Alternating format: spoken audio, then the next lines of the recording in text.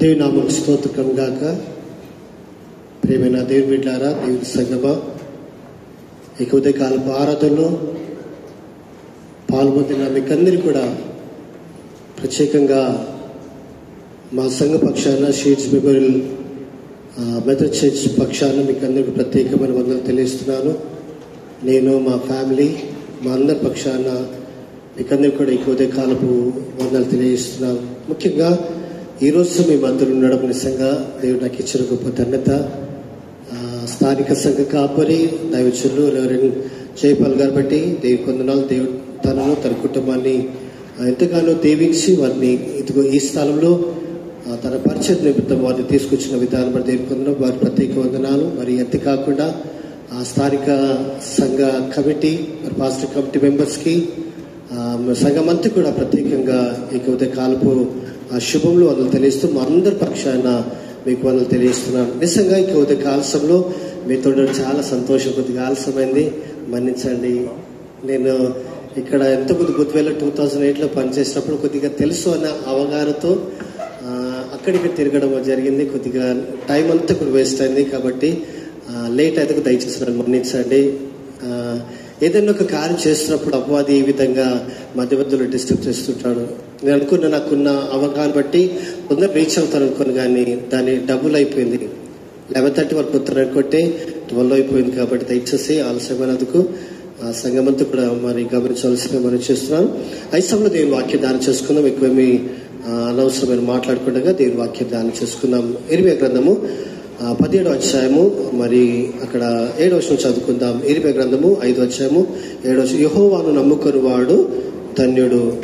యెహోవానికి చెప్పండి గట్టిగా, యెహోవాను నమ్ముకుని వాడు యెహోవానికి. దేనా స్తోత్రం. ప్రార్థన చేసుకుందాం.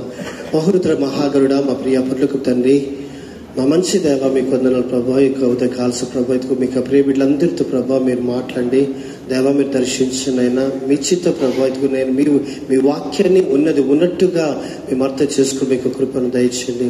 దగ్గర మా తల్లిదండ్రులైనా మా నోటి మాటలు, మా హృదయ ధ్యానం ప్రభా మీ దృష్టికి అంగీకరణ ప్రభా, ఎంపుగా ప్రభా మీరు మార్చుకోమని ప్రార్థన చేస్తూ కొద్ది మనవులు యేసు క్రీస్తు నామంలో ప్రార్థన చేస్తున్నాను మా తండ్రి, ఆమేన్. హల్లెలూయా, హల్లెలూయా. దేవుని నామముకు స్తోత్రం గాక. కొద్దిగా నాది పెంటెకోస్తల్ అట్లే కాగానే అంటే నేను కొద్దిగా ఎంతో సహజంగా అంటే నేను ఎంతో మరి ఆశ కలిగి దేవుని వాక్యం చెప్పాలనుకుంటా. కాబట్టి ఒక్కదాని మీద స్టిక్ కాకుండా దేవుడు నాకు ఇచ్చిన జ్ఞానం బట్టి, దేవుడు నాకు ఇచ్చిన తలంపులు బట్టి మరి నేను మీతో వాక్యం పంచుకుంటాను. కాబట్టి దయచేసి మీరందరూ నాతో పాటు అలర్ట్గా ఉండాలని మీకు మనం చేస్తున్నాను. ఎక్కడ మరి ఎక్కువ పట్టుకుని స్క్రిప్ట్ మీద ఆధారపడకుండా దేవుడు ఇచ్చిన తలంపులు బట్టి నేను ఎక్కువగా జ్ఞాపకం చేస్తుంటాను. కాబట్టి ఇది వాళ్ళు చదువుకునే లేఖన భాగంలో ప్రేమ దయపెట్టారా. మరి అక్కడ నిజంగా దేవుడు మరి ప్రవక్త ఇర్మియా ద్వారా ఈ మాటలు ఎందుకు పలికిస్తున్నాడు, తన ఉద్దేశం ఏంటి, అక్కడ మరి ప్రజలాగా పరిస్థితి ఏంటి, వారు ఎందుకు యెహోవాను నమ్ముకుని వాడు ధన్యుడు అనే మాట చెప్తున్నారు. అంతకుముందు నరుల విషయంలో నరుల యొక్క బలహీనత గురించి జ్ఞాపకం చేస్తున్నారు. 2 విషయాలు. మొదటిది నరుని యొక్క బలహీనత, దేవుని యొక్క ఔన్నత్యం, దేవుని ఆయన నమ్ముకునే వల్ల మనకు కలిగే ఆశీర్వాదాల గురించి మనకు జ్ఞాపకం చేస్తాను. కాబట్టి ఈ 2 కూడా నరులు కానీ నరులను ఆశ్రయించే వారికి ఏది కూడా మరి మనందుకు కంట కదా 5వ వచనం పూట యెహోవా ఇలాగూ సెలవించిన నరులను ఆశ్రయించి నరులను ఆధారంగా చేసుకునే వారికి తన హృదయంలో యెహోవా మీద ఉండి దాన్ని తొలగించుకునే వారికి వాడు శాపగ్రస్తుడు. ఎవరు శాపగ్రస్తులు, ఎవరు దీవించబడిన వారు? అర్థమవుతుందమ్మా? ఎవరు శాపగ్రస్తులు, ఎవరు దీవించబడిన వారు? దీవించబడిన వారైతే వారికి కలిగే ఆశీర్వాదాలు ఏంటి, శపించబడిన వారైతే వారు ఏ విధంగా మరి లోక సంబంధులుగా బ్రతుకుతారు. కాబట్టి ఒకవేళ ఈ విషయాన్ని మరొకరు ఆలోచించినట్టు నిజంగా శాపగ్రస్తులు లేదా మరి నరులను ఆశ్రయం చేసుకున్న వారు, నరుల మీద ఆధారపడిన వారు ఏ విధంగా బ్రతుకుతారు ఇక్కడ నేను వాక్య సంస్థ. కాబట్టి నరుల యొక్క జీవితాలు మనం చూసుకుంటే నిజంగా అందుకొరకు 118 కీర్తనలు అంటారు కదా, 118 కీర్తనలు కూడా అదే మాట. రాజులు నమ్ముకోటి కంటే యెహోవాను, ఈ లోకలు ఎవరిని నమ్ముకోటి కూడా లాభలేదు, ఈ లోకంలో ఎవరిని ఆశ్రయించిన లాభలేదు. కానీ నిన్ను సృజించిన నీ సృష్టికర్త, నీలో ప్రాణాన్ని జీవన పెట్టిన ఆ దేవుని నమ్ముకుంటే నువ్వు ధన్యుడు.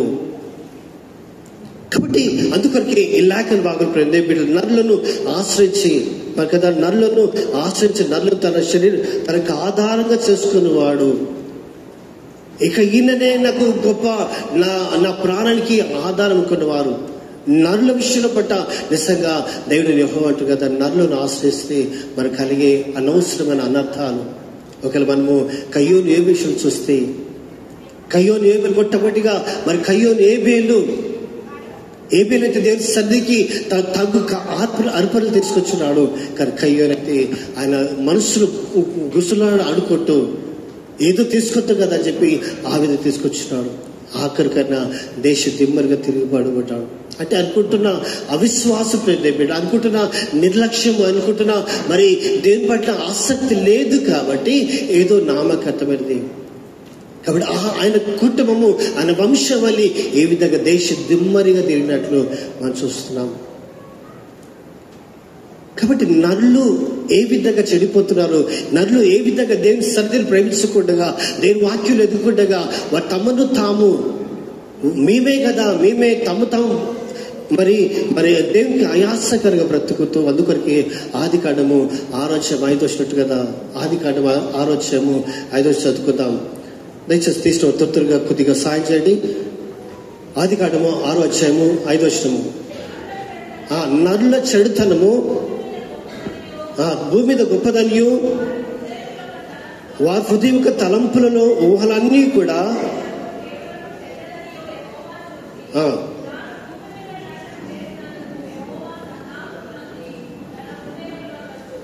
హల్లెలూయా. దేవుడే నిన్ను నన్ను సృజించినందుకు హృదయంలో నొచ్చుకున్నాడు.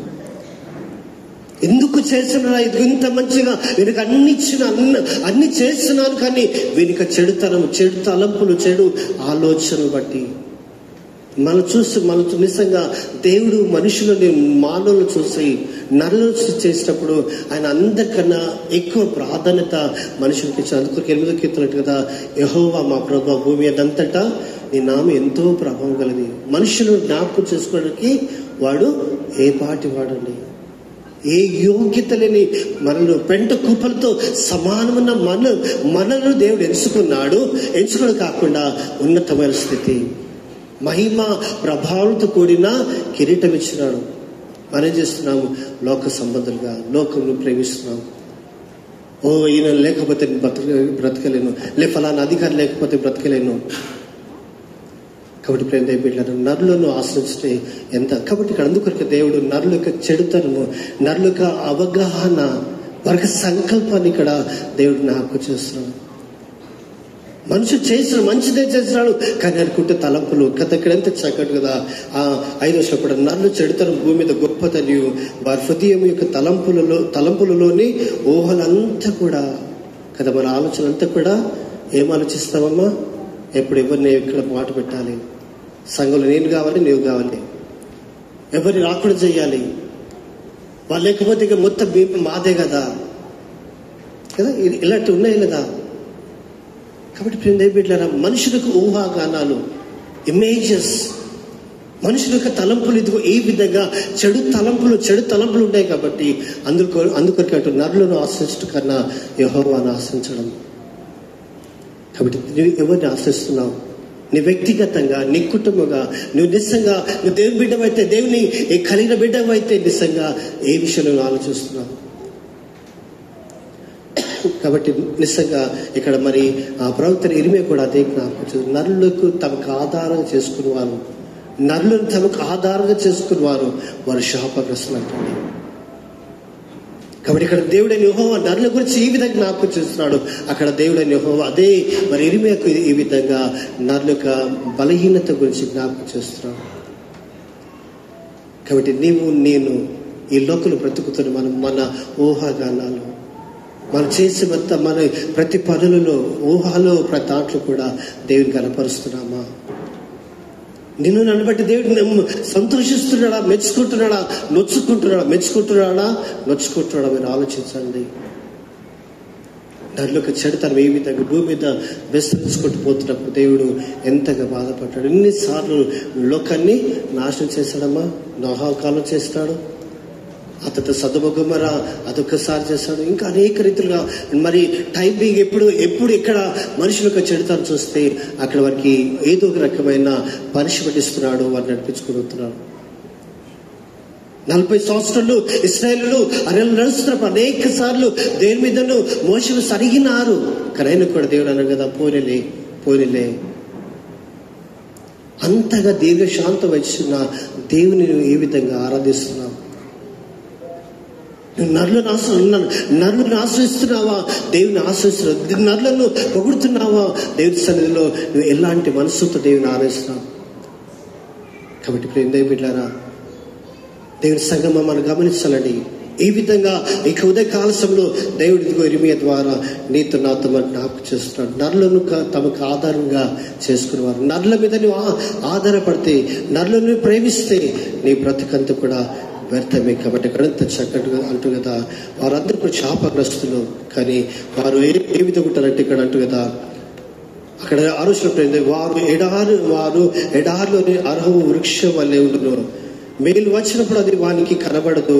వాడు అడవిలో కాలిన నేలెందును నిర్జనమైన చవట భూమి ఎందును నివసించును. అందుకొరికి మొదటి కీర్తన అంట కదా. మొదటి కీర్తన ఎంతమంది కట్టొచ్చమ్మా? యెహోవా దుష్టుల ఆలోచనకున్నాడు, ఒక పాపుల మార్గమున నిలవక అపహాసకులు చోటు కూర్చుండక యెహోవా ధర్మశాస్త్ర దివారాత్రంలో దాన్ని ధ్యానించువాడు ధన్యుడు. ఎవరు ధన్యులు? దేని వాక్యం ధ్యానించాలి. నిర్జనమైన పనికి వాళ్ళ వదిలిపోతు మాటలు, పనికి వాళ్ళతో వీళ్ళతో కూర్చొని లేనిపోని మాటలు, లేనిపోని ఇక లేనిపోని అనేకమైన మాటలు మనం ముందు పెట్టుకొని దేవి చేత నెరవేరుస్తున్నామండి.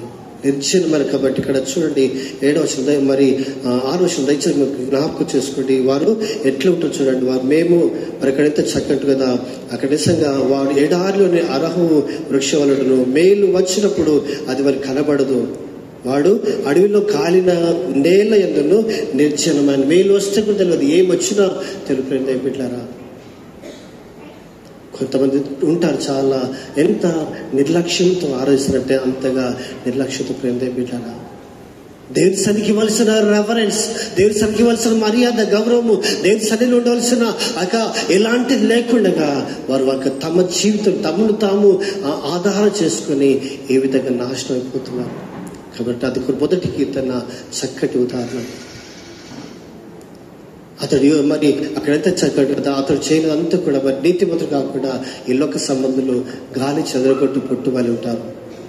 ఎటు పడతారు, ఎటు పోతారు ప్రేమ బిడ్డలారా. కాబట్టి అందుకొరికి రోమిల రాష్ట్రపత్రికలు అంటూ కదా, నిజంగా లోక సంబంధులు లోకం ఉంటున్న వారు రోమిల రాష్ట్రపత్రిక 2వ అధ్యాయంలో అక్కడ మరి అపోస్తలుడు పౌలు రోమ సంఘ జ్ఞాపకం చేస్తున్నాడు. రోమిల రాష్ట్రపత్రిక 1వ అధ్యాయము 28వ వచనం, మొదటి అధ్యాయము 28వ వచనము. రోమిల రాష్ట్రపత్రిక 1వ అధ్యాయము 28వ వచనం. మరియు వారు తమ మనసులో దేవునికి చోటుని గనుక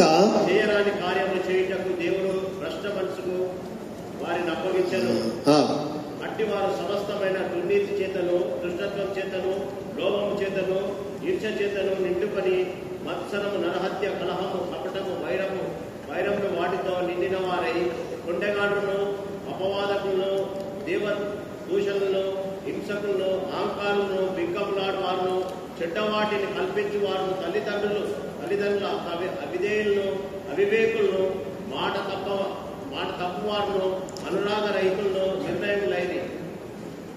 ఇంత తమ జీవితంలో దేవునికి చోటు ఇవ్వకపోతే ఇన్ని రకములైన నష్టాలు పెట్టారా? దేవుని కలిగి లేకపోతే, దేవునికి వాక్యంలో మనం జీవించకపోతే ఎన్ని రకమైన అనేకమైన అసూయత కూడిన అవన్నీ కూడా మనం కలిగి ఉంటామండి. కాబట్టి ఎంత చక్కగా అంటూ కదా, దేవుని చోటు పోయి కనుక చేయరాని కారణం చేయటకు దేవుడి వారికి ఏమిస్తాడమ్మా? భ్రష్టమైన మనసు. ఇంకా చెడిపోతూ వాడు ఎట్టు పోతున్నాడు తెలియదు బిడ్డారా. కాబట్టి మనం గమనించాలి, నీ జీవితంలో నీ కుటుంబంలో దేవుని వాక్యం ఉందా? నీ కుటుంబంలో దేవునికి ప్రాధాన్యత ఇస్తున్నామా? మీరు అనుకో ఏం పాస్టర్ గారు మేము దేవునికి చోటు ఇవ్వకుండా దేవుని సరిపించడం మీరు అనుకోవచ్చండి. మీరు ఆ ప్రశ్న మీకు రావచ్చు. కనీసంగా దేవుని వాక్యానుసారంగా బ్రతుకుతే సంఘాలు ఆత్మీయంగా ఎదగాలి, సంఘంలోకి అనేకులు నింపబడాలి, మన సంఘం అనేకులకు ఆ దీవెనకరంగా మార్చబడాలి, ఈ చుట్టుపక్కల వారికి దీవెనకరంగా మార్చబడాలి. అన్యుడైనా ఎవరైనా ప్రతి వారు కూడా ఇక్కడ పోతే మాకు సమాధానం దొరుకుతుంది, ఇటు పోతే ప్రతి వారితో మాకు సమాధానం దొరుకుతుంది, అలాంటి రావాలి ప్రేమ. దాని కొరకు కదా దేవుడిదిగో ఈ అన్యుల మధ్యలో దేవుడు మాకు చక్కటి ఈ స్థానాన్ని ఇచ్చినాడు. మనమే కొట్లాడితే మనమే లేని పదార్థుంటే ఎవరు చూస్తూ ప్రేమ బిడ్డారా? పడచలో సంఘం ఉంది ప్రేమ బిడ్డారా. పడచ మెత్తడి సంఘం ఉంది, అది రోడ్ పక్కన ఉంది. ప్రతి చిన్నదాని గొడవలు పడుతుంటే అందరూ చూస్తూ ఎగతాళి చేసేవారు. నేను అక్కడ దాదాపుగా 7-8 సంవత్సరాలు బ్రతికినాను. అప్పుడు వారు చేసిన అరాచకాలు చూస్తే నేను ఎంత బాధపడినాను. కానీ దేవుని కృపను బట్టి ఆ సంఘం ఇప్పుడు ఒక అంచెల తగ్గించబడ్డది. కాబట్టి మనం నేను అంటున్నానంటే కుటుంబ జీవితం కానీ సంఘంలో దేవుని సన్నిధి లేకపోతే, సంఘంలో దీన్ని నిజమైన దేవుని ఆరాధించకపోతే, సంఘంలో ఇలాంటి మనసులు గలవారు లేకపోతే మనం చేసినంత కూడా అన్యుడు చూస్తాడు. జాగ్రత్త. నీ హృదయంలో దేవుని చోటుందా? నీ కుటుంబంలో దేవుని చోటుందా? కలిగినట్లయితే నిజంగా నరులను ఆధారం చేసుకోకుండా, దేవా నరులను సృజించే దేవుడు నీవు నేను ఆశ్రయిస్తున్నాను. నరులలో ఉంటున్న ప్రతి వారిని సృజించిన దేవుడు నీవు కాబట్టి మొదటిగా నేను ఆరాధిస్తాను. కాబట్టి ఇది నరులుగా చెడుతనం, నరులుగా ఆలోచన, వాళ్ళుగా ప్రతి విధమైన ద్వేషత్వం అవన్నీ కూడా ఇక్కడ మనకు నాకు. కాబట్టి నరులను తమ మనసులో దేవునికి చోటుని లేకపోయారు కనుక వారికి దేవుడితో ఇలాంటి భ్రష్ట మనసును దేవుడిస్తున్నాడు. నేను కాబట్టి బిడ్డారా వాక్యం సెలుస్తుంది. కొన్ని సంఘాలు చూస్తే ఎంత భయంకరమైన వ్యక్తులు ఉంటారంటే అంత భయంకరమైన వారు. కాబట్టి అవన్నీ చెప్తాను. కానీ వాక్యం ఏ విధంగా నరులను ఆధారం చేసుకుంటే నీ జీవితంలో నీ కుటుంబంలో కానీ నీ వ్యక్తిగతంగా దేవునికి చోటు లేకపోతే నువ్వు భ్రష్టతలు నడిపించబడుతున్నావు. నువ్వు ఈ లోక సంబంధంగా నువ్వు చెడిపోయినా లేదా దేవునికి అయాసకరమైన స్థితిలో బ్రతుకుతున్నావు అన్న సంగతిని మీ దృష్టికి తీసుకొస్తున్నాను. కాబట్టి ప్రేమ బిడ్డారా, ఇక ఉదయ కాలశంలో నీ జీవితాన్ని నువ్వు పరిశీలన చేసుకో. మొదటిది నరులను ఆధారం చేసుకుంటే కలిగే అనర్థాలు, కలిగే నష్టము, కలిగే ప్రతి దాని గురించి ఇక్కడ మరి మీకు జ్ఞాపకం చేస్తున్నారు. రెండోది ప్రేమ బిడ్డారా, యెహోవాను ఆశ్రయించే వారికి ఏ మేలు పొందలేదు కదా. ఇక అర్హారు వృక్షం అంటే అక్కడ చక్కటి ఉదాహరణ మనకు జ్ఞాపకం చేయాలి. అదొక మాటను ఒకసారి మనం చూసుకున్న ప్రేమ బిడ్డారు. అర్హారు వృక్షం అనేది నిజంగా ఇది ఇజ్రాయెల్ ప్రాంతంలో ఎడారిలో, మరి ఇది ఎడారిలో అర్హ వృక్షము. ఇది ఎడారిలోని వేడికి ఆకులు వాడిపోయి ముడుచుకొని పోయి ఒక చిన్న పొద. నువ్వు ఒకళ్ళు ఎంతమంది ఇజ్రాయెల్ పోయారండి? ఇజ్రాయెల్ పోతే ఇక్కడ కూడా పెద్ద పెద్ద పొదలు, మనలాంటి పెద్ద పెద్ద అడవులు కనబడి ఎట్టుపోయిన చిన్న చిన్న మొక్కలు ఇజ్రాయెల్ పోయిన తెలుస్తుంది. అక్కడిక్కడ కూడా మనకి ఎలాంటి గ్రీనరీ అంటే ఇక్కడ అర్హవు అనే ఆ మాట, ఆ వృక్షము ఏ విధంగా అంటే చిన్న ఉంటుంది, ముడుచుకుంటుంది. ఎప్పుడు ఆ చెట్టు ఎప్పుడు కాపు కాయదండి, ఎప్పుడు ఎండిపోయిన స్థితిలో. కాబట్టి నరుల యొక్క జీవితము దేవుని ఆశించకపోతే వారు అర్హు వృక్ష వాళ్ళు ఉంటారన్న సత్యాన్ని వచ్చి ఇక్కడ మరి దేవుడు మనకు జ్ఞాపకం చేస్తున్నారు. కాబట్టి మీకు అంటున్నాను ఏంటంటే ఉదయ కాలశంలో నిజంగా నువ్వు దేవుని ఆశ్రయిస్తే, దేవుని వాక్యంలో నువ్వు బ్రతుకుతే నీకు దేవుడు చేసే అనేకమైన మేలులు, అనేకమైన ఆశీర్వాదాల గురించి దేవుడు ఇక్కడ మనకు జ్ఞాపకం చేస్తున్నారు. అందుకొరికి అక్కడ 17 వచ్చినట్టు కదా, యెహోవా నమ్ముకుని వాడు ధన్యుడు, యెహోవానికి ఆశ్రయంగా ఉండును, వాడు జలంలో యుద్ధ నాటబడిన వారి చెట్టు వల్ల ఉండును, అతడు కాలువలు ఊరిన దాని వేలను తన్నుతూ మరి వెట్ట కలిగినను దానికి భయపడదు, దాని ఆకులు పచ్చగా ఉండును, వర్షం లేని సమయంలో కూడా అది చింత నుండదు, కాపు మానదండి. అది దేవుని బిడ్డలకు ఉండాల్సిన మంచి యాటిట్యూడ్స్. అందుకొరకు అక్కడ మొదటి కీర్తనట్టు కదా, అక్కడ మొదటి కీర్తనలో అక్కడ మరి అతడు ఎవరు నాటబడిన వారి నీటి కాలంలో నాటబడిన వారి మరి కాపు ఏది వచ్చినా కూడా వారు అక్కడ ఒక మాట చదువుకుందాం. అక్కడ కీర్తన మొదటి కీర్తన 2-3 వర్షాలు.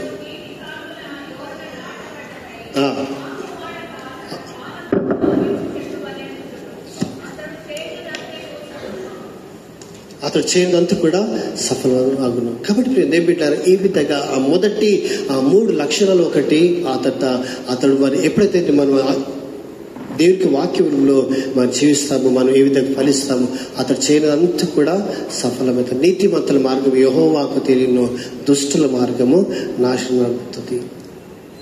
కాబట్టి యెహోవాను ఆశ్రయించడం వలన నీకు కలిగే అనేకమైన విషయాల గురించి ఇక్కడ మరి ప్రవక్త ఇర్మియా జ్ఞాపకం చేసిన వారు కాపు వచ్చుట కూడా ఎలాంటి చింత అదొచ్చుట కూడా దేనికి భయపడకుండా వారు నిశ్చింతగా ఎంత యథార్థంగా బ్రతుకుతారో అక్కడ మరి మనకు జ్ఞాపకం చేయబడుతుంది. కాబట్టి ఇక్కడ ఈ లేఖన భాగంలో దేవుడు అంటు కదా, వారికి ఆశ్రయించే వారికి కదా యెహోవా నమ్ముకుని వాడు ధన్యుడు, యెహోవా వానికి ఆశ్రయముగా ఉండును. దేవుడు ఒకరు మనకు కాపరిగా ఆయన మనకు ఆశ్రయముగా ఉంటే మన దేనికి భయపడకుండా. అందుకొరకు 34 కీర్తనలు కదా, యెహోవాను ఆశ్రయించే వారికి ఏ మేలు కొద్దు ఉండదు. యెహోవాను ఆశ్రయించుతే దేవుని వాక్యంలో బ్రతుకుతే వాక్యమైన దేవుణ్ణి మరి కలిగి ఉంటే నిజంగా మనము ఎలాంటి నష్టములు ఏది కలిగిన కూడా ధైర్యంగా బ్రతుకుతాము. దేవుని కలిగడం వల్ల దేవుడైన యెహోవాను ఆయన బ్రతకడం వలన మరి కలిగే అనేకమైన ఆశీర్వాదం. అందుకొరికి పేతురు రాసిన మొదటి పత్రికలు అంటారు కదా, పేతురు రాసిన మొదటి పత్రికలో అక్కడ నిజంగా మరి 2వ అధ్యాయం పేతురు రాసిన మొదటి పత్రిక 2వ అధ్యాయము, పేతురు రాసిన మొదటి పత్రిక 2వ అధ్యాయము అక్కడ 8వ వచనం చదువుకుందాం.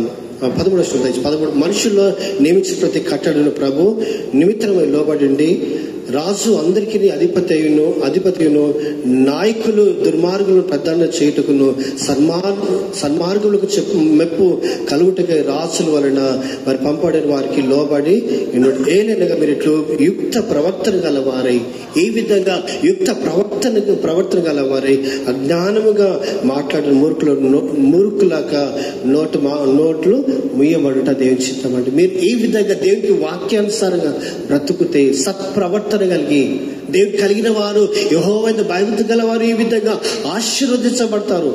ఎప్పుడైతే నీ జీవితంలో ఇలాంటి ప్రవర్తన కదా ఎంత చక్కగా 10 ఏళ్ళైనగా మీరు ఎట్లు యుక్త ప్రవర్తన గలవారే అజ్ఞానముగా మాట్లాడు మూర్ఖుల నోరు దేవుని మూట దేవుని చిత్తబట్టి మీరు నీ ప్రవర్తన బట్టి అజ్ఞానులకు నోరు మయబడుతుంది. హల్లెలూయా హల్లెలూయా.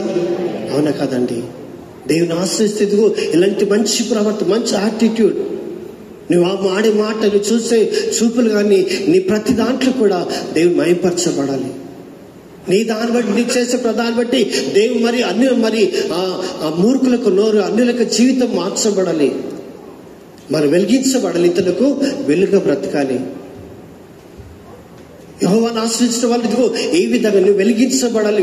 వెలుగైన దేవుని రక్షకుడు యేసు ప్రభును కలిగిన మనము ఆయనలో ఇదిగో ఈ విధంగా యుక్త ప్రవర్తన కలిగి దేవుడు మరి సరైన ఆ జీవితం వారు బ్రతుకుతే దేవుని నిజంగా నేను ఉన్నతమైన స్థితిలో ఆయన ఆశ్రయించడం ద్వారా నీవు నీ కుటుంబము కదా. యెహోషువ అంటారు కదా, యెహోషువ 24 వచ్చిన ప్రేమ పెట్టారా, ఎవరెట్టనబడి ఏమని చెప్పారు, నేను నా ఇంటి వారును యెహోవాను సేవిస్తాను.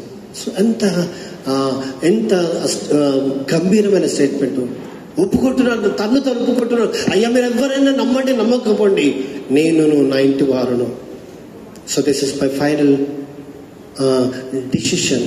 ఇది నాకు చివరిగా నేను అంటున్నాను ఏంటంటే ఒప్పుకుంటున్నాను, నేను దేవుణ్ణి ఆశ్రయిస్తున్నాను. ఎవరెట్టనబండి నేను నా ఇంటి వారును. కాబట్టి ప్రేమ దేవి ఉదయకాలంలో do we have that kind of salvation, that kind of అలాంటి జీల్ మనకుందా? దేవుని కొరకు జీవించాలి, దేవుని కొరకు ఆత్మీయ కొరకు ఫలిస్తే నిజంగా నీకు ధన్యత. లేదా ఏదో నామకార్థంగా వస్తున్నాం పోతున్నాం, ఏదో అయ్యా మా తాతలు ముత్తాతలు ఇదో ఇట్లున్నాం అదనుకుంటే కాదండి. You have to change your life. ప్రతిరోజు క్రొత్తగా ప్రతిరోజు నూతన రక్షణ అనుభవంలో బ్రతకాలి. ఆ బ్రతకడం దేవుడు కలిగి ఉండడం అంతేగాని ఏదో ఏసరు గుంగడేసిన కానీ మన బ్రతుకులు అట్లుంటే కాదండి. We have to move forward, we have to change your life. ప్రతిరోజు నూతనపరచబడాలి. అందుకొరకు అపోస్తలుడు పౌలు ఆయా సంఘాలకు పత్రికలు రాస్తున్నారని పెట్టారా, అనేకులు ఆ విధంగా హెచ్చరిస్తారంటారు కదా. మీరు క్రీస్తు స్వరూపంలో ఏర్పడిన వరకు, మీరు క్రీస్తులోనికి మార్చబడే వరకు నాకు ప్రసవేదన కలుగుతుంది. ఎంత ఆయనకు అంటున్న ఆయాసం, తనకుంటున్న ఆ తపన మనకుందా? ఆయన ఎంతగా కష్టపడ్డాడు, ఎంతగా అనేక చోట్ల కష్టాలు బాధలు అనుభవించి కూడా చివరిగా ఆయా సంగతి జ్ఞాపకం, మీరులో క్రీస్తు స్వారూప్యము, మీరు క్రీస్తులోనికి మార్చబడేంత వరకు నాకు ప్రసవ వేదన. సో దట్ కైండ్ ఆఫ్ ప్రేమ, దేవుడు అలాంటి ఆ సీల్ దేవుని కొరకు బ్రతకాలి. దేవుని కలిగినలో ఉంటున్న ఆనందము, ఔన్నత్యం అండి. మంచి ప్రవర్తన, దేవుడి కొరకు మంచి సాక్ష్యము, దేవుడి కొరకు మంచి ఉన్నతమైన స్థితిలో బ్రతుకుతే నిజంగా దేవుడు నిన్ను బట్టి నన్ను బట్టి ఆయన ఎంతగానో దేవుడు కృప చూపుతాడు, దేవుడు సాయం చేస్తాడు. కాబట్టి దాని కొరకు కదా దేవుడు మనకు పిలిచిన, దాని కొరకే దేవుడు మనకి ఇంత గొప్ప భాగ్యం ఇచ్చినాడు. ఇంత గొప్ప రక్షణ నిర్లక్ష్యం చేయట ఏదని ఎబ్రిల్ రాష్ట్రపతి దేవుడు ఇచ్చిన సమస్తమైన ఆశీర్వాదాలు ఆయన కృప వెంబడి కృప నీకు దయచేస్తూ, కానీ మనం ఏం చేస్తున్నట్టే అదంతా కూడా చులకన చూసుకుంటున్నాం. అందుకొరికి రోమిల ఆసుపత్రికలో 8 అధ్యాయం కదా, నువ్వు ఈ లోకంలో జీవించకముందే, సృష్టింపబడకముందే. ఒక మాట చదువుకుందామండి. రోమిల ఆసుపత్రిక 8 అధ్యాయం దయచేసి నేను ముగిస్తాను, నేను కూడా మీటింగ్ వెళ్ళాలి కాబట్టి. రోమిల ఆసుపత్రిక 8 అధ్యాయము అక్కడ నిజంగా అపోస్తలుడు పౌలు ఆ సంఘానికి హెచ్చరిస్తున్నాడు. 8 అధ్యాయము అక్కడ 28, 29, 30 వరకు చదువుకుందాం. చూడండి, దేవుని ప్రేమించు వారికి అనగా తన సంకల్ప చొప్పున పిలువబడిన వారికి మేలు కలుగుటకై సమస్తం కూడా సమకూర్చబడి జరుగుతున్నవని మనం ఎరుగుదుము.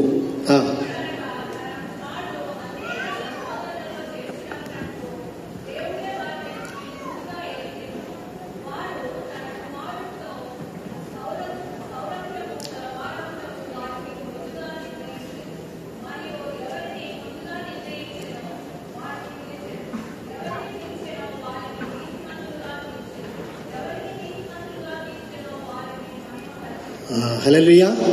అతనితో ప్రేమిట్లకి ఎంత చక్కగా దేవుడు మరి ప్రేమించిన వారికి అనగా తన సంకల్ప చొప్పున పిలబడిన వారికి అండి. దేవునికి వాక్యంలో ఎదిగితే తన సంకల్ప చొప్పున పిలబడితే ఆయన చెప్పింది చేస్తాం, లేదా ఏదో నామకథ వస్తే నామకథ చేస్తాం. తన సంకల్ప చొప్పున మేము పిలబడ్డావా? ఈ కొద్ది కాల సమయంలో ఒక విశ్వాసిగా ప్రేమ పెట్టారా? ఒక గుడిమల్కప్పుడు బెతెస్దా సంఘ సభ్యుడిగా దేవుని సంకల్పం నీతో ఉందా? ఏదో నామకర్తంగా అయ్యా అలాంటి మరి ఏదో నామకర్త కాదు, కానీ దేవుడు వాక్యం ఆయన సంకల్ప పిలబడిన వారికి అనగా అక్కడంత చక్కటిగా మరి నిజంగా మరి మేలు కలుగొట్టుకి సమస్త కూడా సమకూర్చబడి జరుగుతున్నవని ఎరుగుతాము. ఎందుకనగా దేవుడు తనకు కుమారుడు అనేక సహోదరులు చేసినట్లు దేవుడు ఎవరిని ముందుగా ఇచ్చిన వారిని తన స్వారూప్యంలోనికి కదమ్మా, తన స్వారూప్యంలోనికి మార్చినాడు. ఆయన సంకల్ప చొప్పు పిలబడితే నువ్వు ఆయన స్వరూపంలో మార్చబడాలి. ఆయన స్వరూపంలో పిలబడితే దేవుడు నేను పిలుస్తున్నాడు, నీతిమంతులు చేస్తున్నాడు. హల్లెలూయా. అది దేవునికి వాక్యము. ఆ విధంగా నేను మార్చబడాలి. దేవుని ఆశీర్వదించు. ఇలాంటి ఆశీర్వాదం ఏ విధంగా ఒకటొకటి క్రమముగా కోహిరెన్స్గా ఉండాలి. అంతేగాని ఏదో నామకర్తగా వస్తున్నాం పోతున్నాం, ఏదో టైం ఉన్నప్పుడు ప్రేయర్ లేకపోతే లోకంలో అనంత పీసరిపట్టి కాదండి. ఆయన సంకల్ప చొప్పున పిలబడితే ఆయన నేను ముందుగానే పిలిచిన దేవుడిని నమ్మదగిన దేవుడు కాబట్టి నేను ఉన్నతమైన స్థితిలో పెడుతున్నాడు. ఆత్మీయంగా నువ్వు దీవిస్తున్నాడు. ఆత్మీయమైన ఆశీర్వాదం, ఆత్మీయంగా మరి ఈ లోక సంబంధమైన ప్రతి ఆశీర్వాదంతో పాటు పరలోక సంబంధమైన దీవెనలు దాని కొరకు మనం పిలువబడినాం. మరి దేవునికి చిత్తం ఆ విధంగా రియల్లీ మనం ఎంతో దీవించబడిన వారము. ఎందుకంటే జీవములు దేవుని కలిగినాం. అందుకొరికి జకర్యా గ్రంథంలో అంట కదా, ఓ చెరుబాబేలు నీ భాగ్యము ఎంత గొప్పది, నిజంగా మనం ఎంత ధన్యులము. అయితే ఆ ధన్యతను మనము విడిచిపెట్టి లోక సంబంధం దానికి వెళ్ళిపోతున్నాం. అదంతా చక్కగా జకర్యా గ్రంథం 3వ వచనం కదా, ఓ ఇశ్రాయేలు నీ భాగ్యం ఎంత గొప్పది, నీ భాగ్యం ఎంత గొప్పదయ్యా.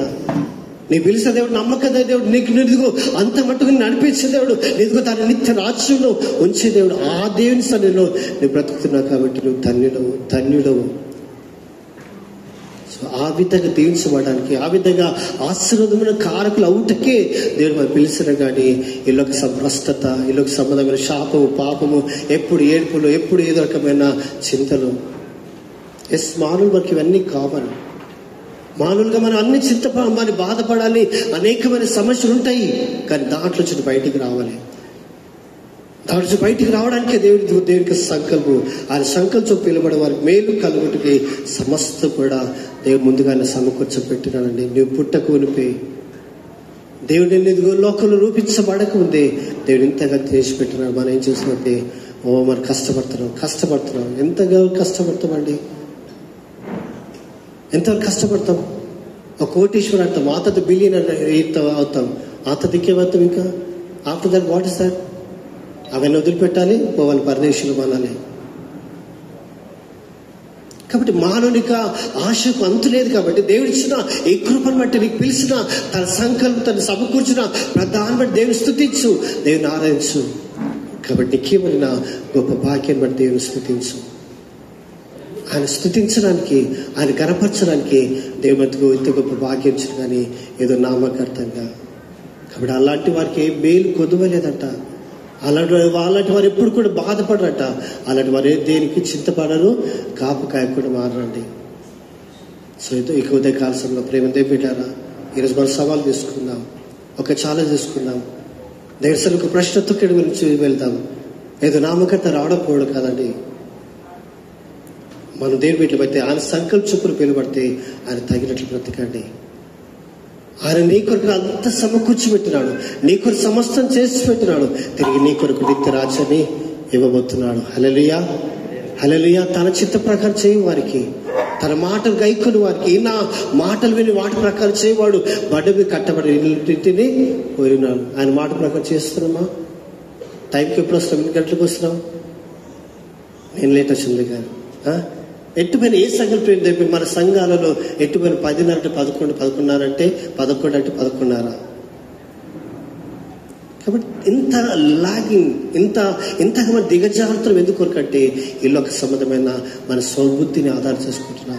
పోదా కదా, పాస్గా వాక్య జీవితం పోదాం, లేక ముగింపు ఆరాధన పోదాం, ముగింపు ఆశీర్వాదం పోదాం. ఎంత దేవుడు ఇస్తున్నాడు, నీకు గొప్ప భాగ్యం ఇస్తున్నాడు. మరి దాన్ని నిర్లక్ష్యం చేస్తున్నాం. దేవుడి ఉన్నత పరిస్థితులు చూడాలని దేవుడు ఆశపడుతున్నాడు. కానీ మరే అక్కడ ప్రభు గడుపుట చాలు. కాబట్టి నీ కొరకు, నా కొరకు, మనందరి ఇలాంటి బలహీనతలున్నామని చూసిన దేవుడు మన కొరకు తాను రిక్తులు చేయబడ్డాడు. మన కొరకు బలియాగా చేయబడ్డాడు. మన కొరకు కొట్టబడ్డాడు, మెరుగొట్టబడ్డాడు, నలగొట్టబడ్డాడు. ఆ స్వరూపం లేని వాని స్థితిగా మనల్ని బట్టి మనం చేస్తున్న ప్రతి అతిక్రమ బట్టి మనలో ప్రతి సబుద్ధిని ఆదర్శం బ్రతుకుతున్నాం. కాబట్టి మన కొరకు ఆయన బలియాగా చేయబడ్డాడు, స్వరూపం లేని వారిగా చేయబడ్డాడు. కాబట్టి ప్రేమ పెట్టారా, ఏ కాల్సం నీకేమైనా భాగ్యాన్ని నువ్వు తెలుసుకుంటున్నావా? దేవుడు ఎక్కడి నుంచి దేవుడు చూస్తే మనమేమో ఇంకా అక్కడే. కాబట్టి that's not the way. We have to be. మనము ముందుకు సాగాలి. దేవాన్ని చిత్తం ఏంటి? నా కుటుంబం పట్ల, వ్యక్తిగతంగా నేను ప్రభా, మా సంఘం ప్రభా, ఇంకెక్కడ అనేకులకు దీవెనకరంగా, మేము ఎంత ఆపోజిషన్, ఎంత ఎలాంటి స్థితిలో కూడా ప్రభా మాకే రక్షణ కాపాడుకోవడానికి మాకు కాబట్టి అన్ని కూడా సమకూర్చిపెట్టే దేవుడికి నిజంగా నువ్వు ఏ విధంగా కృతజ్ఞత చెల్లిస్తున్నావు. ఆయన ఆశ్రయిస్తూ ఎన్ని మేలు ముందుగా దేవుడు మనకు దాచిపెట్టినాడు. మనకు అది అవసరం లేదా? దాన్ని స్వాధీనం చేసుకోవడానికి నీకు లేదా? దేవుడు మనకి ఇస్తున్న రక్షణలో నువ్వు బ్రతకడానికి నీకు ఆశ లేదా? కాబట్టి విల్ బి మనం 2 డిఫరెన్స్ చూస్తున్నాం. ఒకటి నన్ను ఆశ్రయిస్తే ఏమవుతుంది, దేవుని ఆశ్రయిస్తే ఏమవుతుంది. దేవుడు నీకు ముందుగానే ఏం చేసి పెట్టినాడు, ఆ తనకి ఏం చేయబోతున్నాడు. కాబట్టి 2 ఈ తీర్మానాల మధ్యలో మనము మన జీవితం సరి చేసుకుంటాం. దానికి కదా దేవుడు మనకి ఇంత గొప్ప రక్షణ, ఇంత గొప్ప ఆ స్థితిలో మనం నడిపిస్తుంది. కాబట్టి దయచేసి మరి ఈ విషయం మనం గమనించి దేవునికి ఇష్టలుగా దేవుని వాక్యం తెలుసుకొని ఆ వాక్య వెలుగులో మనం బ్రతుకుతే నిజంగా మనకు దాన్ని. చివరిగా అదే 2వ అధ్యాయము, రోగుల రాసిన పత్రిక 2వ అధ్యాయము, అక్కడ మాట మొదటి అధ్యాయం దయచేసి మొదటి అధ్యాయం 18 చదువుకొని మనం ముగించుకుందాం. అర్థమవుతుందమ్మా? అర్థమవుతుందా? హల్లెలూయా. ఓకే, మొదటి అధ్యాయము 18th verse, first chapter 18th verse, రాష్ట్ర పత్రిక ఫస్ట్ చాప్టర్ 18th verse. దుర్నీతి చేత సత్యంను అడ్డగించు మనుషుల యొక్క సమస్త దుర్నీతి మీదను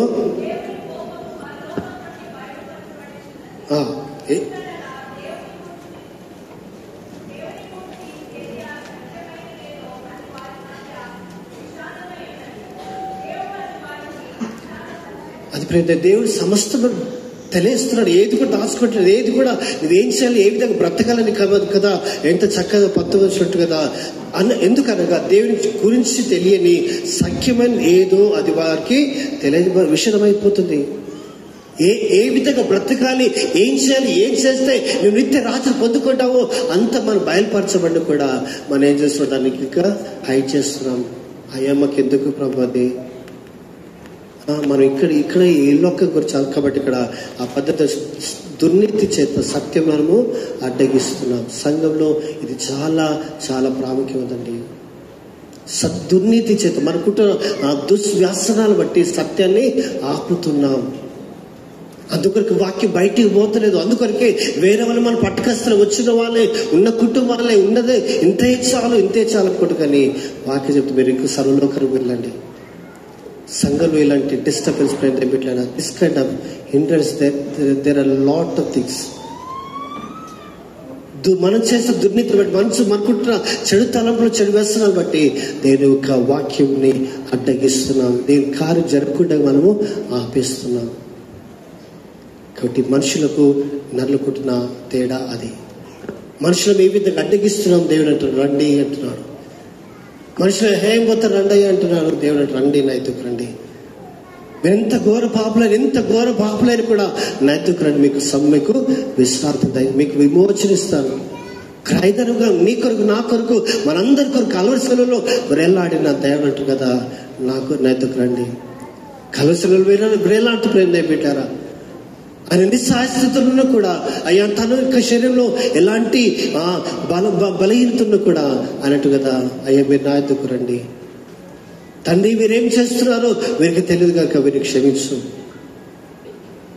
అంతగా ఎవరైనా చేస్తాం పెట్టారు. ఆయన దేవుడు, ఆయన సర్వోన్నతుడు, సర్వ అధికారం గల దేవుడు కాబట్టి, ఉన్నతమైన దేవుడు కాబట్టి ఆయన నీ కొరకు నా కొరకు అంతగా ఆయన ఇలాంటి సమర్పణ చేసుకుని మళ్ళీ ఏ విధంగా తన యొక్క తండ్రి యొద్దకు నడిపిస్తున్నాం. కాబట్టి మనం ఇంకా సంఘంలో హిండ్రెన్స్ ఉంటున్నామా, ఆటంకపరిచేవారు ఉంటున్నామా? మన దుర్నీతిని బట్టి, మనకుంటున్న ఈ సబుద్ధిని ఆదాయం చేసి, మనకున్న భ్రష్టమైన మనసు బట్టి సంఘంలో కొన్ని ఆటంకపరిస్తే దయచేసి have to set right your self. దేవుడు ముందుగానే మరి యెహోవాను ఆశ్రయించే వారికి ఇదిగో ఇలాంటి ఆశీర్వాదం ముందుగానే తన సంకల్ప చొప్పున వెళ్ళబడే వారికి ఇదిగో ఇలాంటి ఆశీర్వాదాలు. ఇంకా చెప్పాలంటే అనేక ఉంది కానీ టైం లేదు పెట్టారా? మీరు ఆలోచించి ఇంటికి పోయి చదవండి, నేర్చుకునండి, మళ్ళీ ఎప్పుడు వచ్చినప్పుడు అడగండి. ప్రేమ పెట్టారా? దేవుని వాక్యం చాలా శక్తి కలది. దేవుని వాక్యం నిన్ను నన్ను మనందరూ కూడా సరిచేస్తుంది. వాక్యానుసారమైన జీవితము అది నిత్యము జీవింపచేసి ఒక మంచి ఆ క్రియలు నడిపిస్తుంది. కానీ లోకానుసారమైనది నీకు నాశనానికి, అది భ్రష్టతకు నడిపిస్తుంది. కాబట్టి ఏది కావాలి నువ్వు ఎంచుకో. ఇది నాన్న ఏ మార్గం బ్రతకాలి నువ్వు ఎంచుకో. దేవుడితో బ్రతకాలనుకుంటున్నావా? నరులతో బ్రతకాలనుకుంటున్నావా? దేవుడితో బ్రతుకు తెలియదుకు ఏ విధంగా దేవుడు ముందుగా అన్నీ ఏర్పాటు చేసి పెట్టినాడు. నరులతో బ్రతుకు తెలియవంతా నాశనానికి, భ్రష్టతకు, చెడిపోయిన అసహ్యమైన కార్యం చేసుకుంటూ ఇది లోక సంబంధమైన సాతాను అపవాదిగా బ్రతుకుతామని మీకు జ్ఞాపకం చేస్తున్నాను. తీర్మానం మీరు చేసుకోండి. దేవాన్ని చిత్తం ఏంటి నా పట్ల, నా కుటుంబం పట్ల, నా వ్యక్తిగతంగా, ముఖ్యంగా మా సంఘం పట్ల ప్రభా ఇది నామకట్టంగా దయచేసి మరి మన నామకట్టమైన జీవితం వస్తుందండి. రియాలిటీ కావాలి, ఎట్టుపైన కూడా రియాలిటీ కావాలి కదా. యోసేపు చూడండి, యోసేపు ఏం చేస్తున్నాడు? 39వ అధ్యాయంలో చదివితే అక్కడ పోతీఫర్ భార్య తనను ఆ అమ్మని వేధిస్తున్నప్పుడు కూడా ఎట్టుపైన కూడా ఆయన అక్కడ తన యజమానుడు లేడు, ఆయన కూడా అక్కడ ఆయన ఇద్దరు ఒంటరి ఉన్నారు. కానీ ఆయన దేవుడికి మహిమ కొరకు రియాలిటీగా ఉన్నది ఉన్నట్టుగా అమ్మ నువ్వు నాకు దేవుడు నాకు నా యజమాని నేను అప్పగించను కాబట్టి నన్ను నేను పరిగెత్తుకొని అలాంటి స్థితిలో పరిగెత్తుతున్నావా? అలాంటి ఎలాంటి మరి శోధన అలాంటి ఏదైనా వచ్చినప్పుడు పరిగెత్తుతున్నావా? లేదా నువ్వు వారితో పాటు ఏకీభవిస్తున్నావా? అన్యులతో ఏకీభవిస్తున్నావా? నీ ఫ్రెండ్స్తో ఏకీభవిస్తున్నావా? కాబట్టి ఏం పెట్టారా? నువ్వు ఉంటే లోకంతో నుండు లేదా దేవునితో బ్రతుకు కదా. కాకి చూసు కదా మొదటిగా అదొకటి ఏం పెట్టారా? అక్కడ మరి దేని వాక్యం ఆది కాండము మరి అక్కడ ఏడు వచ్చేవి అక్కడ చూస్తాం కదా. అక్కడ నిజంగా నోహాము అక్కడ కాలువంతుకు పెట్టారా? ఆయన ఒకడే నీతిపరుడు, ఆయన ఒకడే యథార్థపరుడు. అయితే ఆయన ఆ ప్రళయం తర్వాత 40 రోజులు రాత్రి వేళ వర్షం తర్వాత ఒక వారం తర్వాత ఒక కాకి పంపించిన కాకి అట్టే పరిగెత్తుకుపోయింది. తిరిగి మలికొన్న తర్వాత పావురం పంపించిన పావురము వెనుకొచ్చింది. నువ్వు కాకిలాగా బ్రతుకుతున్నావా? పావురం బ్రతుకుతున్నావా? Decide your self. నేను నిజంగా లోకంతో కలిసిపోతున్నానా? నీతో బ్రతుకుతున్నానా? లేదా కాకిలాగా బ్రతుకుతున్నానా? పౌరులాగా తిరిగి నీ సన్నిధికి రావడానికి నేను నేర్పించు ప్రభా అని అలా తీర్మానం చేసుకుంటే మంచిదని మీకు మనవి చేస్తున్నాం. ప్రార్థన చేసుకుందాం, తలవంచుకుందాం. ప్రేమ బిడ్డారా, ఈ కొద్ది కాలశంలో రెండింటి మధ్యలో తొలుతూగుతున్నామో నీవు ఆలోచించుకో. అయ్యా ఇక్కడ లోకమా, ఇటు దేవుడా, ఇటు నల్లా, మరి ఇక్కడ దేవుణ్ణి ఆశ్రయించడం వేలా ఏది రెండింటి మధ్యలో ఒకళ్ళు ఉంటే దయచేసి నీ జీవితం మార్చుకో, నీ బ్రతుకుని మార్చుకో. దేవాభినతో మాటలు ప్రభు, సరి అయిన అవగాహన, సరి అయిన మీ చిత్తాన్ని ప్రభు నాకు బయలుపరుచుదేవా. అవును దేవుడు, నన్ను ఆశ్రయించి వారు ఏ విధంగా ఉంటారు, వారి జీవితంలో ఎలాంటి ఆశీర్వాదం, ఏ విధంగా వారు అయ్యా మరి మీ మహిమ కొరకు బ్రతుకుతారు మీరు మాకు జ్ఞాపకం చేస్తారు. ఆ విధంగా ప్రభు మిమ్మల్ని కలిగిన మనసు మీరు మా కొరకు ముందుగానే సమస్యలు సమకూర్చిన ప్రభు అని ఆయన స్తుతిస్తాం, ఆయన నామాన్ని కనపరుచుతాం. ప్రార్థన చేసుకుందాం, తలవంచుకుందాం. ప్రేమ బిడ్డలారా, దేవుని ఒకరిని ప్రేరేపణ కలిగిస్తే దేవుడు ఒకరు నీతో నిజంగా దేవుని వాక్యం నీతో మాట్లాడుతున్నట్లయితే, దేవునికి వాక్యము నేను దర్శించినట్లయితే నువ్వు తీర్మానం చేసుకో. నువ్వు దేవునితో బ్రతుకుతావా లేదా లోకంలో బ్రతుకుతావా? దేవునితో బ్రతుకుతే ఇది నీకు ముందుగానే దేవుని కొరకు సమస్తం సమకూర్చి పెట్టినాడు. సమస్తమైన ఆశీర్వాదాలు దేవుడికి దయచేస్తున్నాడు. ఏది కావాలి నువ్వు తీర్మానం చేసుకో. ప్రార్థన చేసుకుందాం. ప్రేమ బిడ్డారా, ఒక్కసారి తీర్మానం చేసుకుందాం. మళ్ళా సాగరాదండి, మళ్ళా టైం రాకుండా బిడ్డ. నేడే రక్షణ దినం, నేడే దేవునికి ఆ సన్నిధి మనకు అందించింది కాబట్టి, నేడే రక్షణ దినం కాబట్టి ఆయన యెహోవా మీకు సమీపం ఉండగానే ఆయన వేడుకోమని దేవుని వాక్యం సరుస్తుంది. ఇంకా నువ్వు వాయిదాలు వేసుకుంటూ పోతే లాభం లేదు. This is the word of God. ఇది దేవుని వాక్యము. దేవుని వాక్యం నమ్ముకోవడం వలన నువ్వు ఈ విధంగా తీర్చబడతావు.